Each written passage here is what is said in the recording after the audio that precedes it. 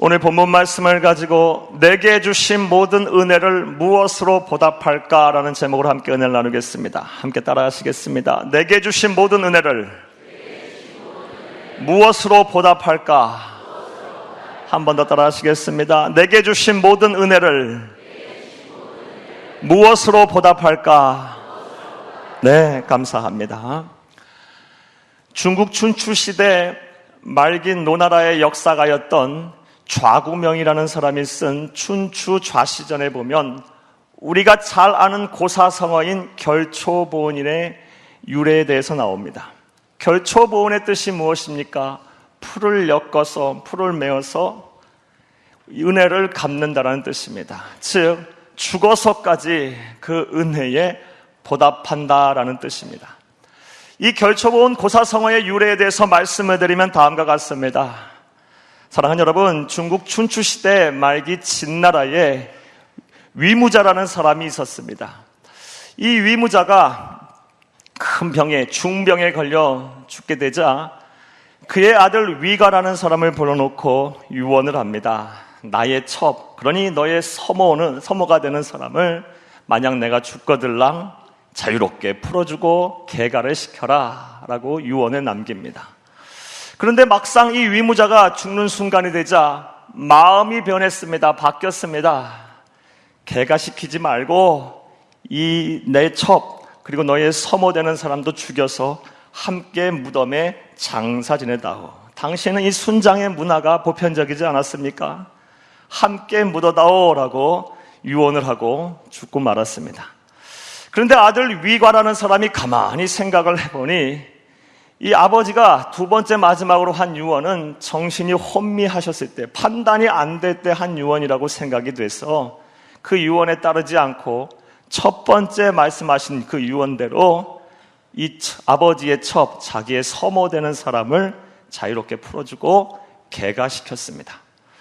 그러고 나서 한참 세월이 흘러서 이 위가가 진나라의 장수가 됐습니다. 그리고 전쟁터에 나갔습니다. 그런데 그만 적군의 포위가 돼서 죽을 위기에 빠졌습니다. 그런데 그 순간 기이한 사건이 일어났습니다. 어디선가 호련히 한 노인이 나타나서 이 풀을 이렇게 엮어서 덫을 만드는 겁니다. 여러 개 덫을 만드는 겁니다. 그리고 그 덫에 그만 적장이 걸려 넘어져서 오히려 적장이 사로잡히게 되었고 전쟁에서 크게 승리를 하였습니다. 이렇게 전쟁에서 승리를 하고 승리에 도취해서 큰 잔치를 벌린 후 그리고 밤에 잠을 자는데 꿈을 꾸었습니다. 그 꿈에 낮에 나타나서 이 풀을 이렇게 메어서 덫을 만들었던 노인이 나타나서 말하기를 자신은 아버지의 첩, 서모가 되는 사람의 죽은 아버지인데 내 딸을 네가 살려주어서 내가 그 은혜에 보답하기 위해서 나타나서 그런 일을 행했다라고 이야기를 합니다. 그리고 말하길 더 열심히 정진하게 되면 훗날 네가 한나라의 왕이 될 것이다 라고 말을 합니다. 이런 유래를 통해서 결초보은 죽어서까지 은혜를 갚는다라는 고사성어가 생기게 된 것입니다. 사랑하는 여러분, 그런데 오늘날 우리가 사는 이 현대에서 이 결초보은의 정신과 또 이 가치, 문화가 우리에게 꼭 필요한 것만 같습니다. 왜냐하면 우리가 사는 이 시대, 우리가 사는 이 세상에는 자기의 이익과 보신을 위해서 신의를 헌신착처럼 버리는 사람들이 너무나 많습니다. 또한 은혜를 입었으면 은혜를 갚아야 하는데 은혜를 갚지 않으면 배은망덕한 사람들로 넘쳐납니다. 사랑하는 여러분, 이와 관련해서 추석 명절에 저는 참 제 마음을 아프게 하는 그런 소식과 뉴스들을 여러 개 접했습니다.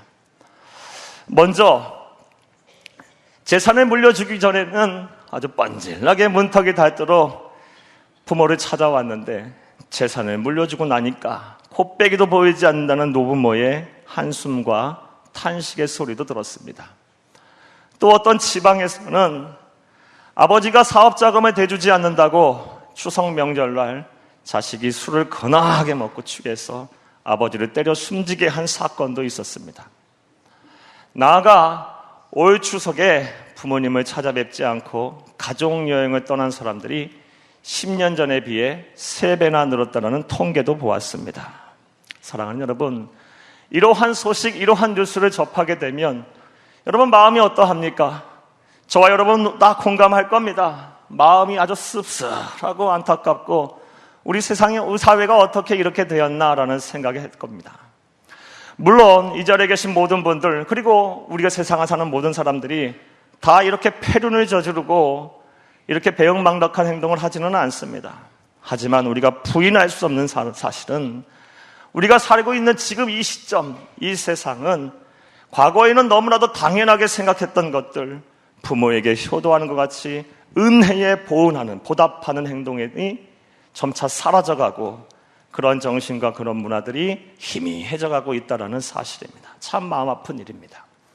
사랑하는 여러분, 그러나 우리 그리스도인은 아무리 세상의 풍조가 이렇게 변한다 할지라도 우리는 이렇게 살아서는 안 됩니다. 할렐루야! 왜냐하면 이것은 인륜을 저버리는 행동이고 무엇보다 살아계신 하나님의 뜻이 아니기 때문입니다. 하나님은 누군가에게 은혜를 입었으면 반드시 갚기를 원하십니다. 할렐루야! 이것은 우리의 스승이 되시며 우리의 구세주가 되시는 예수 그리스도의 말씀을 통해서 우리가 잘 알 수가 있습니다. 누가복음 17장 11절에서 19절 말씀에 보면 다음과 같은 사건이 나옵니다. 예수님께서 예루살렘으로 가시기 위해서 갈릴리에서 사마리아 땅을 지나가실 때 한 마을에 들리셨습니다.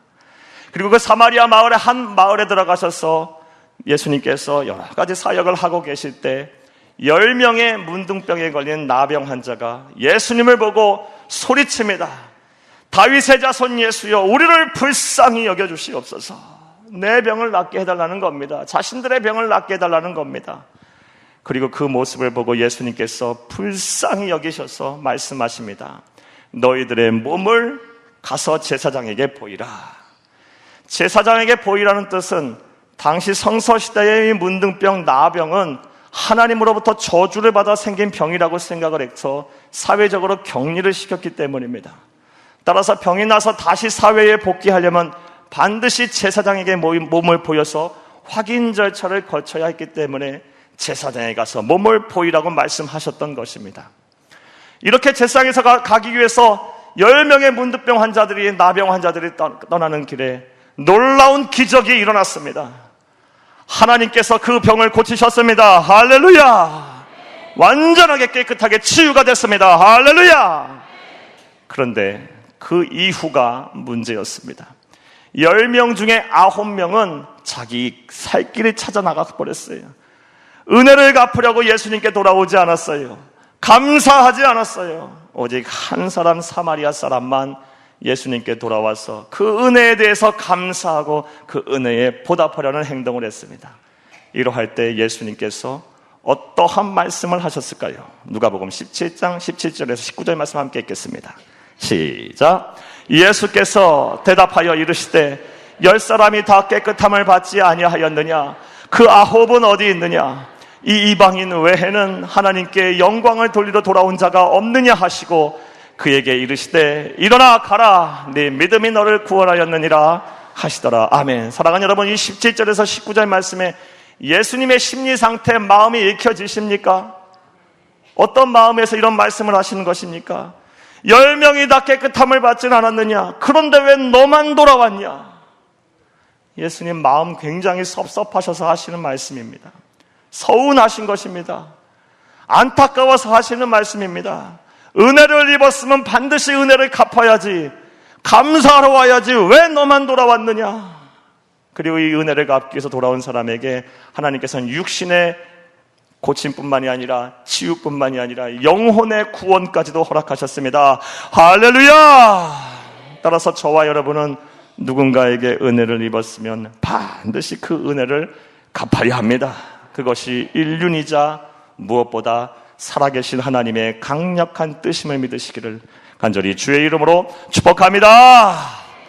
그런데 우리는 그 누구보다도 하나님으로부터 많은 은혜를 받은 사람들입니다. 한량 없는 은혜, 한거할 수 없는 은혜를 받은 사람들입니다. 간단하게 생각만 해도 참으로 하나님께서 우리에게 주신 은혜가 놀랍습니다. 먼저 도대체 내가 무엇이길래, 도대체 우리가 무엇이길래 나를 위하여 대신 죽으셨습니다. 살아계신 하나님께서 나를 구원하시기 위해서 십자가에서 물과 피를 흘려 다 죽으셨습니다. 그리고 이 사실을 믿기만 하면 너는 죄인이지만 내가 의롭다 하겠다, 너는 죄인이지만 내가 너에게 영생을 선물하겠다, 너는 죄인이지만 내가 너를 구원하겠다라고 말씀하셨습니다.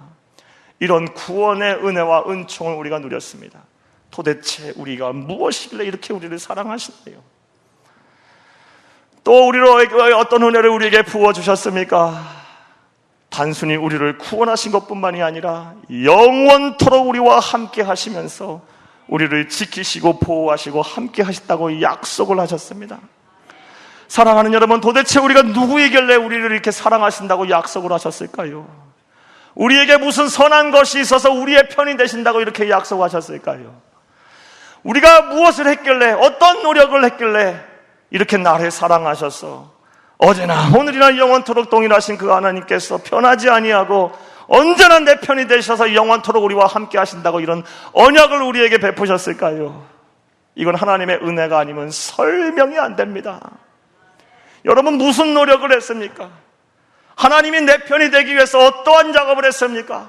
우리가 한 것이라고는 예수를 믿은 것밖에 없어요. 하나님께서는 그런 우리를 자녀 삼아주시고 영원토록 함께 하신답니다. 할렐루야! 또 우리가 어떤 은혜를 입었습니까? 우리가 기도하면 응답하시고 때때마다 필요를 공급하신다고 약속하셨고 또 그 이런 일을 행하고 계십니다. 사랑하는 여러분, 우리가 무슨 존재길래 하나님께서 우리에게 이런 은혜를 베푸십니까? 도대체 우리가 이것이 어떻게 우리의 사람의 생각으로 이해가 됩니까? 오고 가는 거 주고받는 것이지 이 세상의 모든 삶의 이치가요. 우리는 드린 것이 없는데 하나님께서는 값없이 우리를 구원하신 것뿐만이 아니라 기도하면 응답하시고 필요를 채워가십니다. 할렐루야! 생각하면 할수록 하나님의 은혜는 놀랍습니다. 한량없는 은혜, 어찌 감당할 수 없는 은혜를 우리에게 주셨습니다. 할렐루야! 그러므로 우리는 하나님의 은혜에 보답하는 삶을 살아야 할 것입니다. 할렐루야! 그래서 오늘은 본문 말씀을 통해서 우리가 어떻게 해야 하나님의 은혜에 보답하며 살 수 있는지에 대해서 살펴보며 함께 은혜를 나누고자 합니다. 그 은혜가 되시기를 간절히 주의 이름으로 축복합니다. 이로야 먼저 본문 설명부터 여러분에게 드리겠습니다. 본문 시편 116편, 이것의 시편 116편의 저자는 누구도 알 수가 없습니다. 하지만 대부분의 성서신학자들, 복음주의 노선에 있는 성서신학자들은 대부분 이 116편의 저자가 다윗이라고 증언합니다. 그 이유는 이 116편의 내용이 사무엘하 15장부터 18장까지의 이 내용과 아주 유사하기 때문입니다. 사무엘하 15장부터 18장까지의 말씀은 어떠한 사건이 나오냐? 다윗의 아들 압살롬이 반란을 일으켜서, 아들이 반란을 일으켜서 아버지 다윗이 이리 쫓겨다니고 저리 쫓겨다니고 고통을 받는 그런 사건이 나옵니다. 그 사건의 내용과 시편 116편의 내용이 아주 유사하기에 대부분의 성서신학자들과 강해 설교자들이 이 시편 116편을 가리켜서 다윗의 시라고 이야기를 합니다. 먼저 내용에 대해서 말씀드리면 다음과 같습니다. 3절, 8절, 15절 말씀해 보면 지금 다윗은 생명의 위기에 빠져 있습니다. 죽을 위기에 빠져 있어요. 아주 삶이 지금 위태로운 순간입니다. 그리고 11절 말씀해 보면 남들의 조롱과 비난과 모욕을 듣고 있어요. 당하고 있어요. 왕이었던 사람이 쫓겨다니는 신세가 되니까 그토록 자신 앞에서 많은 아첨을 하고 그리고 잘하기 위해서 잘 보이기 위해서 애를 썼던 사람들이 다 등을 돌려서 오히려 손가락질하고 돌을 던지고 침을 뱉으며 모욕을 하고 있습니다. 그런데 그러한 상황 속에서도 오늘 본문 말씀 10절 말씀을 보게 되면 다윗은 인간의 방책을 구하지 아니하고 하나님을 바라봅니다. 믿음에 있는 믿음을 지키며 하나님을 바라봐요. 그리고 더 위대한 점은 오늘 본 말씀 12절 말씀에 보면 그러한 상황 속에서도 하나님의 은혜를 생각합니다. 그리고 감사합니다. 사랑하는 여러분, 대단한 겁니다. 대단한 신앙인의 모습이에요. 내 자식이 나를 죽이기 위해서 칼을 들고 다니고 창을 들고 다닌다고 그런 상황 속에서 여러분 감사할 수 있겠습니까? 여러분 감사할 수 있겠습니까? 내 주변에 나와 함께 하던 사람들이 다 나에게 등을 돌리고 손가락질하고 침을 뱉고 모욕하는 그 상황 속에서, 이런 배신하는 상황 속에서 하나님의 은혜를 생각하면서 감사할 수 있겠습니까? 이건 대단한 신앙인의 모습이에요. 그러면서 스스로에게 자문합니다. 내게 주신 모든 은혜를 내가 여호와 하나님 앞에 입었으니 여호와께 내가 무엇으로 보답할까? 12절 말씀 함께 읽겠습니다. 시작. 내게 주신 모든 은혜를 내가 여호와께 무엇으로 보답할까? 이게 그냥 나온 신앙의 고백이 아니에요. 정말 마음은 한없이 무너져 내리고 삶은 아주 깜깜한 절벽과 같은 그런 상황 속에 놓여 있는 상황 속에서, 앞이 보이지 않은 절망 속에서, 그리고 마음이 상할 대로 상한 속에서 이런 놀라운 고백이 나온 겁니다. 내게 주신 은혜를 어떻게 하나님 앞에 보답할까? 어떻게 하나님 앞에 보답할까? 다윗의 더 위대한 신앙인의 모습은 13절 이하의 말씀을 보면 더 구체화합니다. 그는 단지 생각에만 머무르지 않았습니다. 스스로에게 자문하는 것에만 그치지 않았습니다. 13절 이하의 말씀에 보면 구체적으로 해야 할 실천 사항에 대해서 말을 하고, 그 구체적으로 그 실천 사항들을 실행에 옮깁니다. 하나님의 은혜에 보답하기 위해서 다윗은 결심한 것뿐만이 아니라 실천을 하였습니다. 위대한 신앙인의 모습입니다. 사랑하는 여러분, 그래서 오늘은 이런 다윗의 실천을 통해서 우리 또한 하나님으로부터 한이 없는 은혜를 받았으니 이 은혜를 어떻게 갚아야 될지에 대해서 생각해보며 은혜를 나누겠습니다. 큰 은혜가 되시기를 간절히 주의 이름으로 축복합니다. 자, 이제부터 생각해보겠습니다. 다윗은 이러한 상황 속에서 어떠한 실천을 함으로 하나님께 주신 그 은혜를 보답을 했을까요? 자, 이제부터 따라하시겠습니다. 첫째로, 따라합니다. 첫째로, 예수 그리스도의 고난에 동참함으로 하나님의 은혜에 보답해야 합니다. 다윗은 예수 그리스도 하나님의 고난에 동참함으로 하나님의 은혜에 보답을 하였습니다. 오늘 본 말씀 13절 말씀을 함께 읽겠습니다. 시작. 내가 구원의 잔을 들고 여호와의 이름을 부르며, 내가 구원의 잔을 들고, 이 구원의 잔을 들고라는 이 구절을 예수 그리스도의 고난에 동참한다라고 오늘은 우리는 해석을 할 수 있습니다. 이렇게 해석할 수 있는 이유는, 근거는 다음과 같습니다. 잘 들어보시기를 바랍니다. 이 구절을 예수 그리스도의 고난에 동참한다라고 우리가 이해하고 해석을 하기 위해서는 먼저 구약시대에 하나님께 감사의 제사를 드릴 때 가장 마지막에 행했던 의식인 전제에 대한 이해가 선행되어야 합니다. 민수기서 28장 7절 말씀에 보면 전제가 무엇인지 나옵니다. 전제란 하나님 앞에 제사를 드릴 때 감사의 제물을 드리든 아니면 속죄의 제물을 드리든 이 양과 소와 염소의 각을 뜨고 마지막 불태우기 전에 행했던 의식입니다. 마지막 불태우기 전에 독한 술을 잔에 담아 그걸 높이 들고 하나님 앞에 기도를 하고 이 독한 술을 제물 위에 붓습니다. 이것이 바로 전제입니다. 이렇게 행했던 이유는 다음과 같습니다. 이 독한 술을 잔에 들고 마지막으로 붓는 이 전제 의식을 행하면서 하나님께 한이 없는 은혜를 받았으니 이제 하나님의 말씀에 순종하며 살겠습니다. 주가 주신 고난이라면 내가 달게 받고 그 고난에 동참을 하겠습니다 라고 결심을 하는, 어떻게 보면 상징적인 의식이었던 것입니다. 전제에 대한 이해가 되셨습니까? 따라서 오늘 본문 말씀 13절에 구원의 잔을 든다라는 해석은 하나님의 고난에 내가 동참을 하겠습니다. 내게 주신 은혜가 크오니 이제 하나님의 말씀에 순종하며 주의 고난에 내가 동참하겠습니다라는 그런 뜻임을 믿으시기를 간절히 주의 이름으로 축복합니다. 구약시대의 하나님은 신약시대의 예수 그리스도이십니다. 따라서 우리는 예수 그리스도의 고난에 동참한다라고 해석을 해도 되는 것입니다. 사랑하는 여러분, 내게 주신 그 은혜, 하나님의 주신 그 은혜가 크지 않습니까?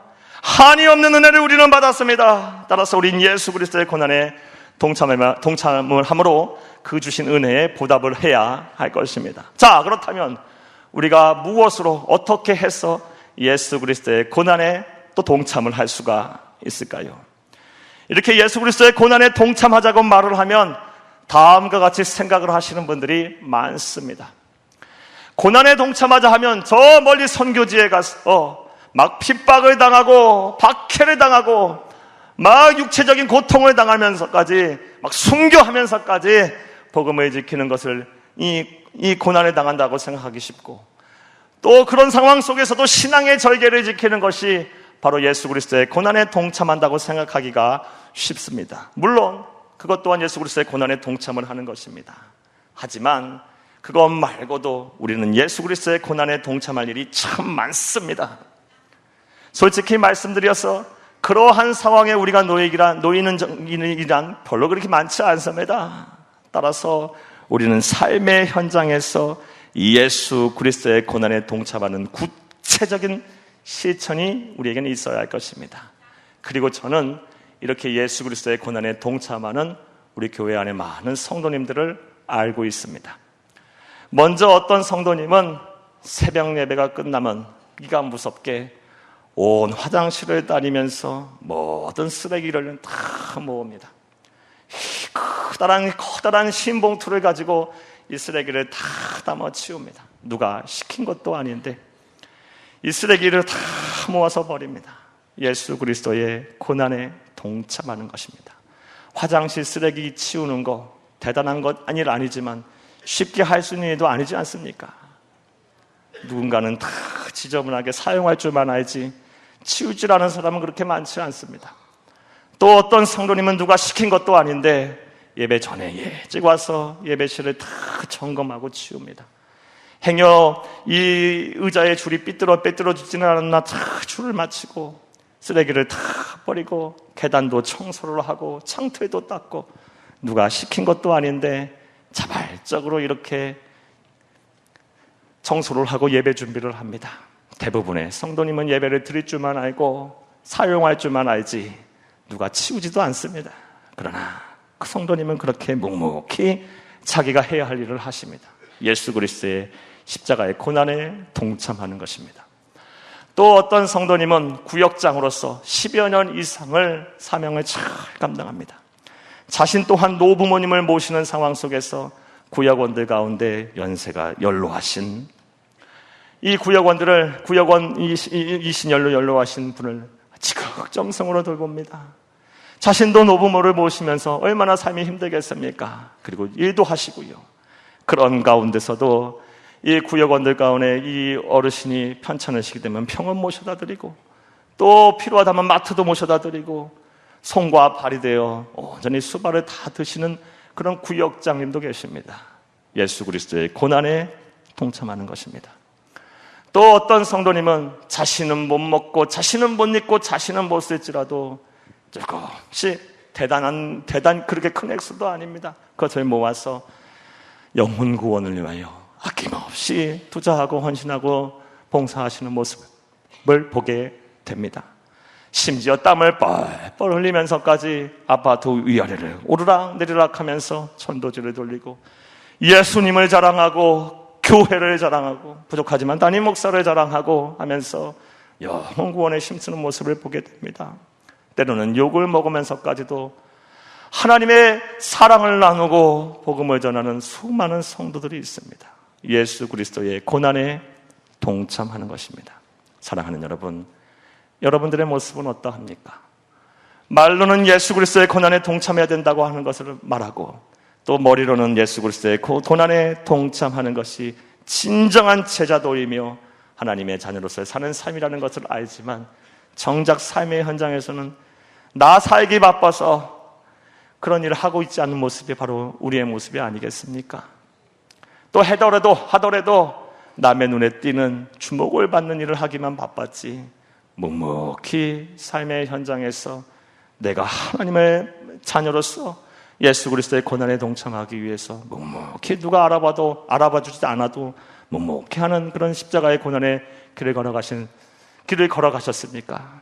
사랑하는 여러분, 이제 하나님이 우리에게 한이 없는 은혜를 주셨으니 여러분 모두 오늘 본문 말씀의 시인의 고백과 실천처럼 예수 그리스도의 고난에 동참해서 하나님의 은혜에 보답하는 삶을 사시기를 간절히 주의 이름으로 축복합니다. 첫 번째, 예수 그리스도의 고난에 동참함으로 내게 주신 은혜에 보답을 할 수가 있습니다.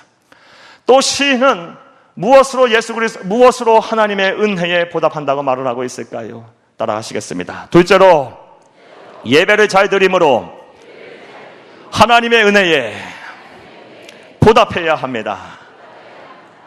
이 시편 116편의 시편 기자인 시인인 다윗은 예배를 하나님 앞에 잘 드림으로 나는 하나님의 은혜에 보답을 하겠다라고 결심을 했고, 또 그렇게 실천을 함으로 하나님 주신 큰 은혜와 복을 받았습니다. 오늘 본 말씀 13절을 한 번 더 읽겠습니다. 시작.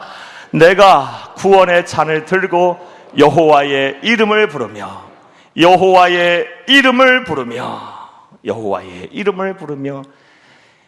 사랑하는 여러분, 여기서 여호와의 이름을 부른다는 말은 내게 주신 그 은혜에 감사하며 하나님께 기쁨으로 찬송을 드리고 그의 이름을 높인다는 뜻입니다.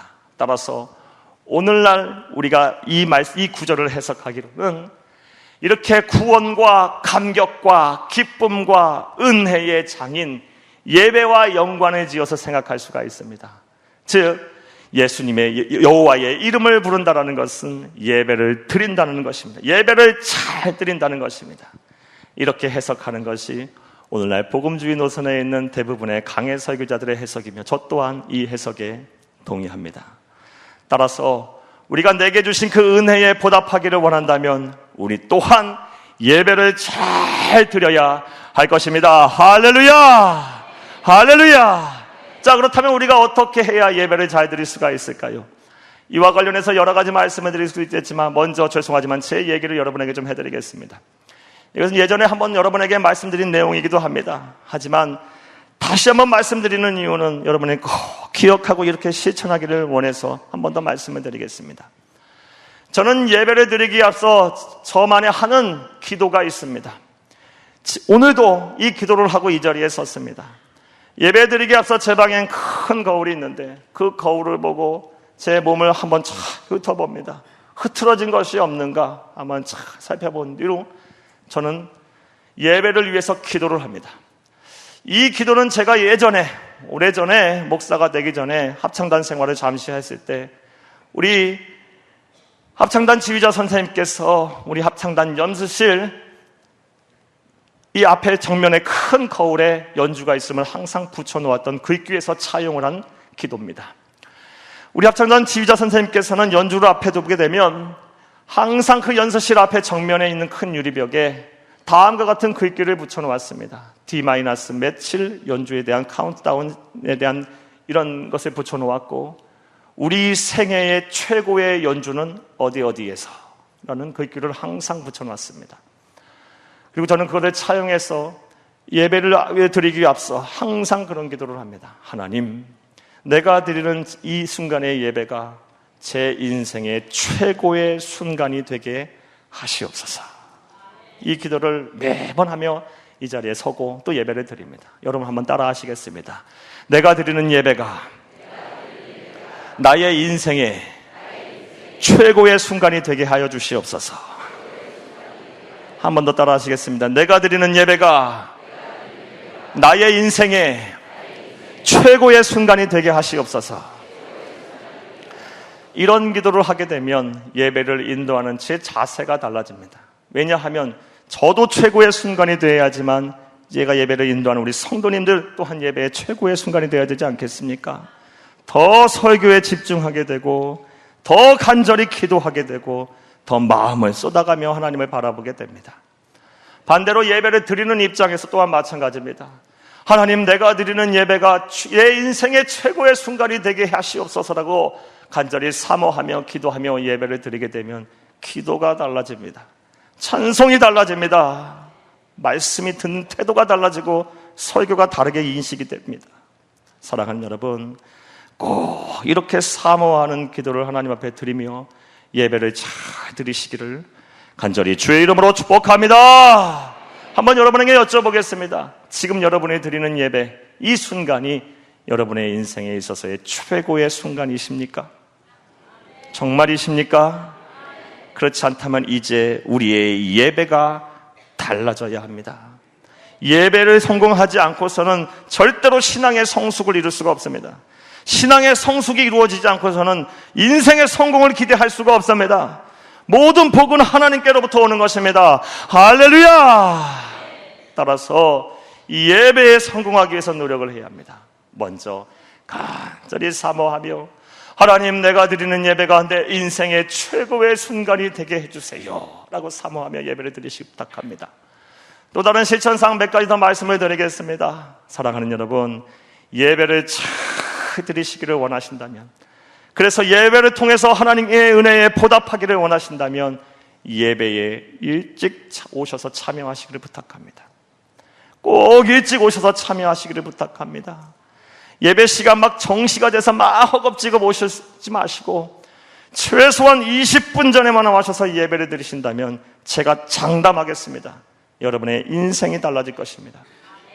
20분 전, 30분 전만에 와서 예배를 준비하고 예배를 드릴 수 있다면 여러분의 인생이 달라질 것입니다. 할렐루야!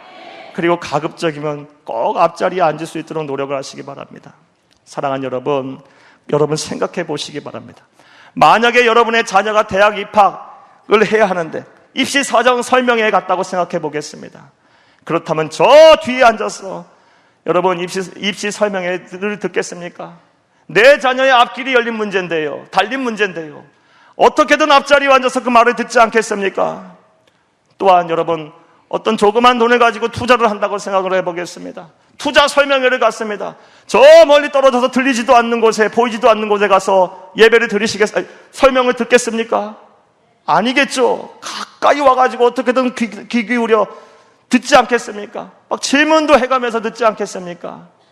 사랑하는 여러분, 하나님께 드리는 예배가 입시 설명회나 투자 설명회보다 못해서야 되겠습니까? 하나님께 드리는 예배가요, 전지전능하신 하나님, 우리의 생사화복을 주관하시고 주관하시는 주인이 되시는 그 하나님께 드리는 예배가 그래서야 되겠습니까? 부탁합니다. 여러분, 예배를 잘 드려야 신앙의 성숙을 이룰 수 있어요. 방법이 없어요. 예배 잘못 드리는 사람, 예배 안 드리는 사람, 아무리 대단한 봉사와 헌신의 자리에 있더라 설지라도 하나님의부터 복을 못 받아요. 신앙이 좋다고 볼 수 없어요. 예배가 기본이에요. 예배만큼 하나님을 기쁘시게 하는 것이 없어요. 이것이 먼저 돼야 됩니다. 예배를 잘 드리시기를 간절히 주의 이름으로 축복합니다. 이르려 일찍 오셔서 예배를 준비하세요. 나아가 예배 봉사자로서 서시는 분들에게도 권면의 말씀을 드리겠습니다. 찬양단, 찬양대, 안내위원들, 교사, 기타 등등 많이 있으시겠죠. 여러분, 예배 봉사자로 서시는 분들은 꼭 감사하면서 그 봉사의 자리에 서시기를 부탁합니다. 예를 한번 들어볼까요? 우리 찬양대에게 부탁합니다. 찬양대 대개 예배 시간 1시간 전에 일찍 와가지고 찬양 연습을 합니다. 더 일찍 올 수도 있고요. 여러분, 일찍 오셔서 먼저 앉아서 나 같은 사람을 이 자리까지 불러친 그 은혜에 감사하며 찬양대 연습을 하세요. 그리고 찬양대 연습하는 내내 하나님의 은혜에 감사하면서 찬양을 부르세요. 찬양하면서도 하나님의 은혜에 감사하며 찬송을 하세요. 찬양을 드리고 나서도 나 같은 자를 쓰셔서 이런 하나님의 걱정 있는 기도를 하게 하시고 하나님의 성원을 높이 부를 수 있게 하셨다는 것에 감사하시기를 간절히 주의 이름으로 축복합니다. 우리의 모든 봉사의 동기가 하나님의 은혜에 대한 감사가 되어야 합니다. 이렇게 감사하면서 예배를 섬기면 반드시 하나님께서 기뻐하십니다.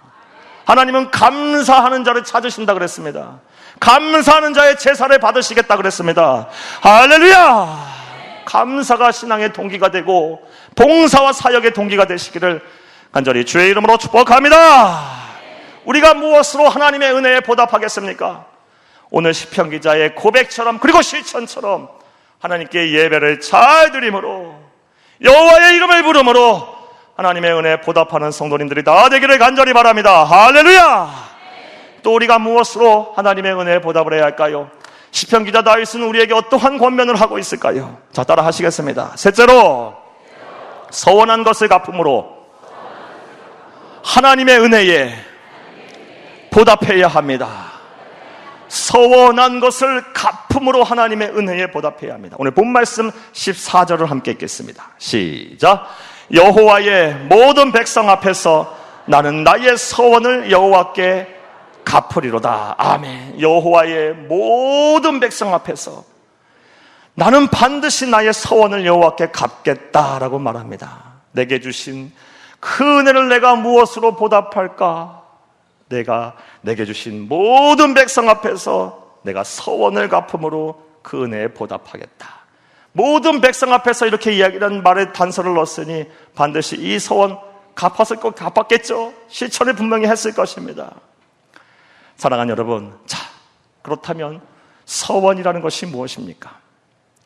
서원을 갚는 것으로 내게 주신 그 은혜에 보답을 한다고 했는데 이 서원이라는 것이 무엇입니까? 서원은 하나님과의 약속입니다. 신성한 언약입니다. 그런데 서원은 하나님이 강요하셔서 강제로 하신 약속이 아닙니다. 하나님이 강요하신 약속이 아니라 내가 자발적으로 한 언약입니다. 약속입니다. 그런데 하나님께서는 성경 말씀을 통해서 서원한 것이 있으면 반드시 이행하고 갚아야 한다라고 아주 강력하게 말씀을 하십니다. 이런 구절 가운데 한 구절 여러분에 찾아드리면 전도서 5장 6절 말씀을 통해서 알 수 있습니다. 전도서 5장 6절 말씀에 보면 내 입으로 내 육체를 범죄하게 말지니라. 서원한 것이 실수였다고 말하지 말지니라. 어찌 하나님이 네 목소리로 말미암아 네 손으로 한 것을 멸하게 하나이까? 이런 말을 했어요. 즉 서원한 것이면 반드시 이행하라는 것입니다. 실수였다라고 말하지 말랍니다.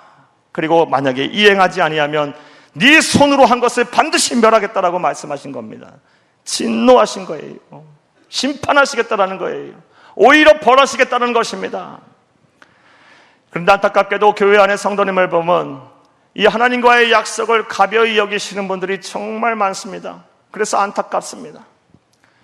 삶이 힘들고 어려울 때, 예를 들어서 질병으로 막 고통을 당하고 가정이 막 경제적으로 어렵고 자녀의 앞길이 막 막히고 그럴 땐 하나님 앞에 이렇게 기도합니다. 하나님, 이 순간만 지나게 하시옵소서. 하나님이 이 순간만 넘어가게 하시옵소서. 그럼 내가 하나님의 뜻대로 살겠습니다. 그러면 내가 하나님의 말씀에 순종하며 살겠습니다. 주를 위하여 살겠습니다. 내 가진 것으로 아낌없이 영혼 구원하며 살겠습니다. 전도하며 선교하며 살겠습니다. 봉사하고 충성하며 살겠습니다라고 하나님 앞에 약속을 합니다. 그런데 하나님께서 그 약속을 이루어지는 순간 어떻게 합니까? 새카맣게 잊어버려요. 그리고 바쁘다는 핑계를 대며 자기 신앙을 합리화합니다. 하나님 아실 거야. 하나님 이해하시겠지. 사랑하는 여러분, 여러분에게 여쭤보겠습니다. 여러분의 인생의 여정 가운데, 신앙의 여정 속에, 역사 속에서 여러분은 하나님께 어떠한 약속을 하셨습니까? 하나님과 어떠한 서원을 하셨습니까? 특별히 영혼 구원하겠다고 내게 주신 것을 가지고 어려운 이웃들에게 나누고 이 세상에 하나님의 나라를 확장하는데 내 가진 것을 사용하겠다고 시간을 들이고 물질을 들이고 삶을 들여서 영혼 구원에 최선을 다하겠다고 하나님께 약속하지는 않으셨습니까? 그렇다면 이제 그 약속을 갚아 나가시기를 간절히 주의 이름으로 축복합니다. 사랑하는 여러분, 생각해 보시기 바랍니다. 우리가 세상을 사는 가운데 있어서도 사람과의 이 약속을 어기게 되면 그 사람 무시당하게 됩니다. 인정 못 받습니다. 그런 사람하고 어떻게 함께 삽니까? 일합니까? 약속을 했으면 지켜야 합니다. 하물며 하나님과의 약속 또한 어떠하겠습니까? 하나님과의 약속을 했으면 반드시 지켜야 합니다. 그래야 복을 받습니다. 그것이 하나님의 뜻이며 그것을 통해서 내게 주신 은혜에 보답할 수 있는 것임을 믿으시기를 간절히 주의 이름으로 축복합니다. 자, 이제 말씀 맺겠습니다.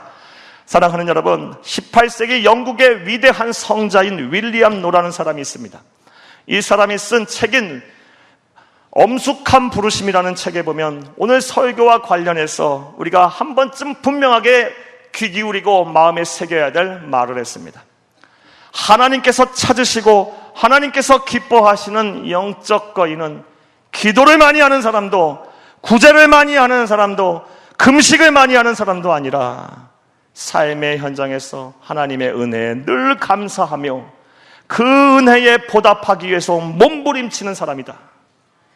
이게 바로 하나님이 찾으시는 사람이랍니다. 기뻐하시고 하나님께서 복을 주시는 사람이랍니다. 동감합니다. 사랑하는 여러분, 이제 추석이 지났습니다. 이제 가을이 본격적으로 시작이 됐습니다. 이제 깊어져 갈 겁니다.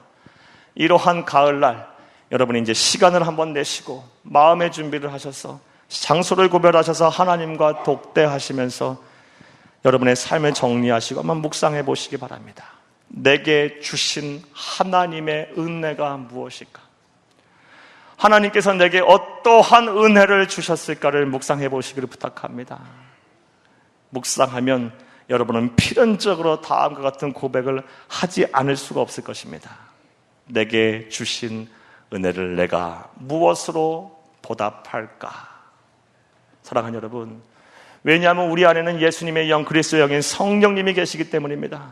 하나님의 자녀라면 그 은혜가 너무 뼈에 사무치고 한이 없어서 감사할 수밖에 없습니다. 우리가 구원받은 하나님의 백성이라면 반드시 우리의 입으로 이런 고백을 할 수밖에 없습니다. 내게 주신 하나님의 은혜, 이 큰 은혜를 내가 무엇으로 보답할까? 이런 고백이 우리의 입을 통해서 나왔다면, 그렇다면 오늘 본문 말씀을 꼭 기억하시고 오늘 들은 말씀을 마음에 새기며 실천하시기를 부탁합니다. 무엇으로 해야 합니까? 예수 그리스도의 고난에 동참하시기를 부탁합니다. 여러분이 해야 할 예수 그리스도의 고난에 동참하는 것이 무엇입니까? 여러분이 하실 수 있는 예수 그리스도의 고난에 동참하실 수 있는 것이 무엇입니까? 예배를 잘 들으시기를 부탁합니다. 나아가 서운한 것은 반드시 이행하시기를 간절히 주의 이름으로 축복합니다. 그러면 하나님께서 기뻐하실 것입니다. 하나님께서 복을 주실 것입니다. 하나님께서 여러분을 형통케 하실 것입니다. 할렐루야! 할렐루야! 할렐루야!